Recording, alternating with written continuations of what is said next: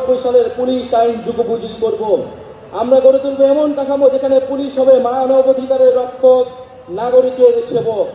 আমরা পুলিশ ও আইন শৃঙ্খলা বাহিনীর রাজনৈতিক অপব্যবহার বন্ধে ও তাদের বদলি পদায়নের স্বচ্ছ ব্যবস্থা চালু করতে একটি স্থায়ী পুলিশ কমিশন গঠন করব। যে কোনো গ্রেফতারের ক্ষেত্রে ওয়ারেন্ট বা সুস্পষ্ট কারণ উল্লেখ করতে হবে। গ্রেফতারকারীর উপর পুলিশের পদবি ও পরিচয় স্পষ্টভাবে জানানো হবে। আমরা চালু করব কমিউনিটি ভিত্তিক পুলিশিং এবং মানবাধিকার কেন্দ্রিক প্রশিক্ষণ। সহিংস অপরাধের প্রতি আমাদের থাকবে জিরো টলারেন্স। আমরা র্যাব বিলুপ্ত করব এবং আমরা গোয়েন্দা সংস্থাকে রাজনৈতিক স্বার্থে ও মানবাধিকার লঙ্ঘনে ব্যবহার বন্ধ করে সুস্পষ্ট আইন কাঠামো তৈরি করব। আমাদের সপ্তম দাবিটি হচ্ছে গ্রাম পার্লামেন্ট ও স্থানীয় প্রশাসন, স্থানীয় সরকার। মানুষ গ্রাম ছেড়ে শহরে চলে এসেছে, এতে শহরগুলোর ওপর চাপ বাড়ছে এবং গ্রামীণ অর্থনীতি দুর্বল হচ্ছে।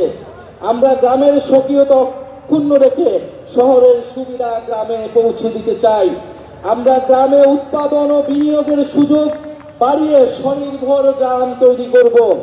আমরা স্থানীয় পর্যায়ে শাসন ব্যবস্থায় জনগণের অংশগ্রহণ নিশ্চিতে গ্রাম পার্লামেন্ট গঠন করব এবং এই পার্লামেন্টের হাতে স্থানীয় সমস্যা সমাধান ও উন্নয়ন তদারকির দায়িত্ব অর্পণ করব।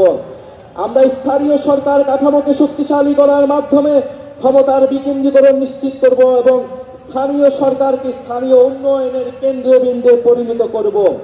আমরা সংসদ সদস্যের ক্ষমতার অপব্যবহার বন্ধ করে স্থানীয় নির্বাচিত জনপ্রতিনিধিকে ক্ষমতায়িত করব। একই সাথে সামাজিক জবাবদিহিতা ও দায়বদ্ধতা নিশ্চিতকারী কাঠামোগুলোকে যেন দায়িত্ব পালন করতে পারে সেটা নিশ্চিত করব। আমরা একটি স্বাধীন স্থানীয় সরকার কমিশন গঠন করব, যা স্থানীয় সরকারের বিভিন্ন প্রতিষ্ঠান যেন ভূমিকা পালন করে তা নিশ্চিত করবে। আমাদের অষ্টম দফাটি হচ্ছে স্বাধীন গণমাধ্যম ও শক্তিশালী নাগরিক সমাজ। আমরা সংবাদ মাধ্যমের শতভাগ স্বাধীনতায় বিশ্বাস করি এবং যথাযথ আইনি ও নীতি কাঠামোর মাধ্যমে সেটি নিশ্চিত করব। আমরা প্রেস কাউন্সিলকে যুগোপযোগী এবং কার্যকর করব। এছাড়া নির্দিষ্ট কোনো ব্যক্তি, গোষ্ঠী বা কর্পোরেশনের কাছে যাতে বহু গণমাধ্যমের প্রতিষ্ঠাতার মালিকানা কুক্ষিগত না হয়, রাজনৈতিক দলের স্বার্থে হাতিয়ার না হয়, সেটা নিশ্চিত করব। আমরা নিশ্চিত করব গণমাধ্যম যেন জনগণের কাছে দায়বদ্ধ থাকে।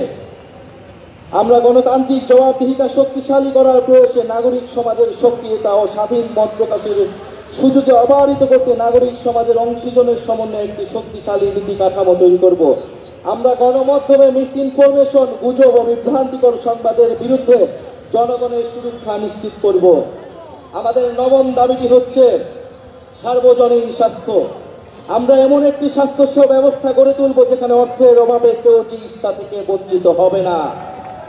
এমন জরুরি চিকিৎসা ব্যবস্থা গড়ে তুলব যাতে হাসপাতালে পৌঁছানোর আগে অ্যাম্বুলেন্সে জীবন রক্ষাকারী চিকিৎসা শুরু করা যায়। আমরা ইলেকট্রনিক হেলথ রেকর্ড সিস্টেম চালু করব, ফলে নাগরিকের হেলথ কার্ড, হেলথ আইডি থাকবে, সেখানে সকল তথ্য ডিজিটালি সংরক্ষণ থাকবে। আমরা প্রাথমিক স্বাস্থ্যসেবা শক্তিশালী করব। আমরা জাতীয় ইউএচআর এর সঙ্গে সমন্বিত করব যাতে রোগী এক হাসপাতাল থেকে আরেকটিতে সহজে চিকিৎসা চালিয়ে যেতে পারে। আমরা স্বাস্থ্যকর্মীদের ন্যায্য বেতন, ক্যারিয়ারে অগ্রগতির সুনির্দিষ্ট পদ্ধতি, নারী স্বাস্থ্যকর্মীদের জন্য কর্মক্ষেত্রে ডে কেয়ার সেন্টার সহ নারী বান্ধব পদক্ষেপ গ্রহণ করব। স্বাস্থ্যকর্মীদের ক্ষেত্রে কর্মক্ষেত্রে সহিংসতা অবসান ঘটাতে কার্যকর নীতি গ্রহণ করব। আমরা জনপদের মানুষের জন্য নতুন ও কার্যকরী চিকিৎসা আবিষ্কার করতে আমরা বিশ্বমানের একটি জাতীয় বায়োব্যাংক প্রতিষ্ঠা করব। আমাদের 10 নম্বর দাবিটি হচ্ছে জাতি গঠনে শিক্ষানীতি। আমরা শিক্ষা খাতে বরাদ্দ বাড়িয়ে ভবিষ্যতের উদ্ভাবন, শিল্পায়ন ও অর্থনীতির জন্য প্রস্তুত একটি দক্ষ জ্ঞানভিত্তিক সমাজ গড়ে তুলব। শিক্ষা পণ্য নয়, অধিকার। বিজ্ঞান, গণিত, প্রকৌশল ও চিকিৎসায় শক্ত ভিত তৈরিতে আমাদের থাকবে বিশেষ পরিকল্পনা। আমাদের ইতিহাস, ভাষা, সংস্কৃতি চর্চার মাধ্যমে শিক্ষা ব্যবস্থা নৈতিকতা ও গণতান্ত্রিক মূল্যবোধ সম্পন্ন সুনাগরিক তৈরি করবে। শিক্ষার ভিত্তি দৃঢ় করার জন্য প্রাথমিক, মাধ্যমিক ও কারিগরি শিক্ষাকে গুরুত্ব দেওয়া হবে এবং উচ্চশিক্ষার মূল্য লক্ষ্য হবে মানসম্পন্ন গবেষণার মাধ্যমে জ্ঞান সৃষ্টি করা। আমরা সংশ্লিষ্ট অংশীজনের সাথে আলোচনা করে বাংলা মাধ্যম, মাদ্রাসা ও ইংরেজি মাধ্যম সহ বিদ্যমান সকল ধরনের শিক্ষা মাধ্যম ও পদ্ধতিগুলোর মধ্যে যৌক্তিক সমন্বয় করব। কর্মমুখী বৃত্তিমূলক নার্সিং শিক্ষা, দক্ষতা প্রশিক্ষণকে আন্তর্জাতিক মানের আধুনিক ও যুগোপযোগী করে গড়ে তুলব, যাতে নাগরিকের জন্য কর্মসংস্থান তৈরি হয়। আমরা শিক্ষকের মর্যাদা প্রতিষ্ঠার অংশ হিসেবে বহির্বিশ্বের সাথে সঙ্গতি রেখে পৃথক বেতন কাঠামো বাস্তবায়ন ও রাষ্ট্রীয় নীতি ও পদক্ষেপ গ্রহণ করব। এমপিওভুক্ত শিক্ষা প্রতিষ্ঠানগুলোকে পর্যায়ক্রমে জাতীয়করণ করা হবে।